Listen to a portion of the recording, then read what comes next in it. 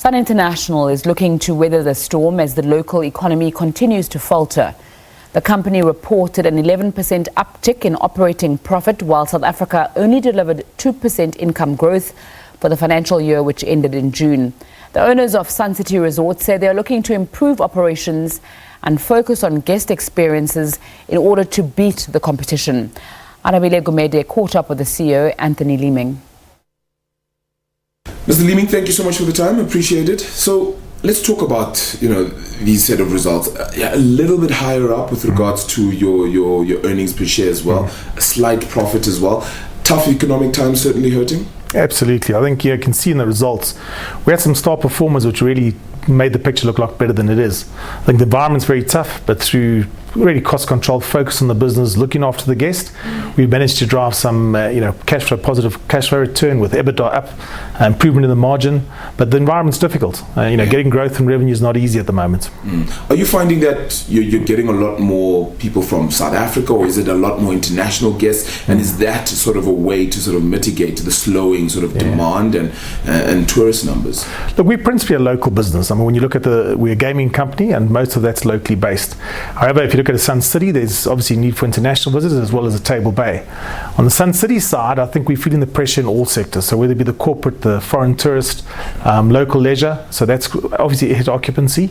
On the other hand, at the Table Bay, we've recovered a bit from the droughts of last year with the water restrictions and the foreigners stayed away. We certainly started to recover a bit, and we were up. Revenue was up in Table Bay, where Sun City just couldn't recover, and its mix is much more South African and a little bit more foreign. Getting the visas right, which is obviously the government's working on, is critical for us. So if they sort out India and China, we're certainly hoping a lot more will come through. They've done New Zealand, they've done sort of some of the Emirate countries, but we really need the two mass markets being India and China to be resolved. The investment then in a lot more of your business in order for that to grow, how much more do you feel like you could do in order to pick the business up? Look, Sun City is a fantastic asset, and I think if we actually eventually get back the occupancies and the back to Sun City, we'd look to invest more. Probably do another hotel, but that's a long way off. I think we need to get the customer satisfaction up.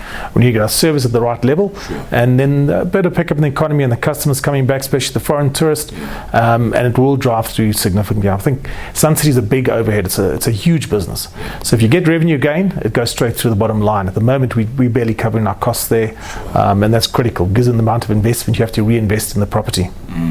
What do you think is lacking predominantly then, if you want to target that Sun City business? Is it just the state of the local economy, or has there been perhaps other mitigating factors, whether it be perhaps consumers just sort of getting used to the venue or whatever the case is, or is this sort of just an age sort of relation? Look, I think there's a little bit of everything in it, but the primary drive is the economy. There's no doubt. I think corporates are cutting back, the individuals are cutting back. So people go there, they might even spend less time, they might spend less money. So it's not that we're still running in the mid-60s occupancy. Ideally, we need to be in the mid-70s, and then you're really driving through the bottom line. So I think there's a bit of everything. I think our service at times hasn't been at where it should be, and that we're working really hard and making sure service improves, and the offering is still fantastic. Most people go there, they still love it, but there's the odd failures on our side, which we're really going to work hard to get right. Okay, so in completing sort of that story, now it's about ensuring that you take it forward. So what do you do now? How do you navigate through what is currently a tough economic situation, and how important is it that even with the turnaround plan like the minister has sort of put forward now, that comes to work? Look, I think it's going to take time. And you look at the last 2 years, it's not, this economic situation hasn't just been arrived now. It's been tough probably for the last 2 years. It's really started worsening.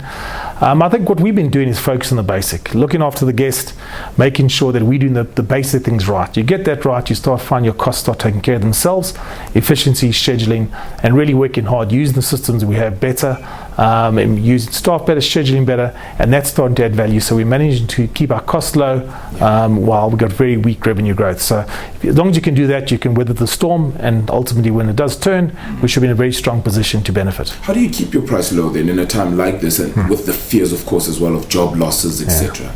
Well, we not in the casino industry. You're not price. You receive the price. The guy decides how much he wants to gamble. True. So we can't push that through. So really, we are. But that's why we're so easy for us to sort of be subject to the economy. As a retailer, can push its price, but we know they're also under pressure. They can sometimes cut what they're offering at the same price, which we can't do. So certainly from that side, it really is about the guest experience, making sure we're looking after our guests. If we do that well, they will come back. Even they spend a little bit less. Maybe we'll get more from the competition, but trying to drive that. Sun City, we obviously monitor our prices. It's a very expensive property to maintain and run. So unfortunately, we can't drop prices too much, but we really try and give value by looking after people, give them the additional little bit extra here and there. But that's what it's about. Does your business have an ideal growth scenario for South Africa that would make the business really, sort of churn in terms of its wheels? Yeah, look, I think if the economy gets going, we don't have the growth situation. I mean, clearly you need your sort of SMEs, the smaller guys, to start really benefiting. Those contracts must be, the money must be spent wisely and efficiently. If that happens, I think we'll see the economy spin. And really that's what we want. We want to see more driving, more spend in the right areas, more broader spend as well, and that will drive the economy forward. Yeah. Mr. Leeming, thank you so much for the time. I appreciate it. Pleasure. Thanks for having me.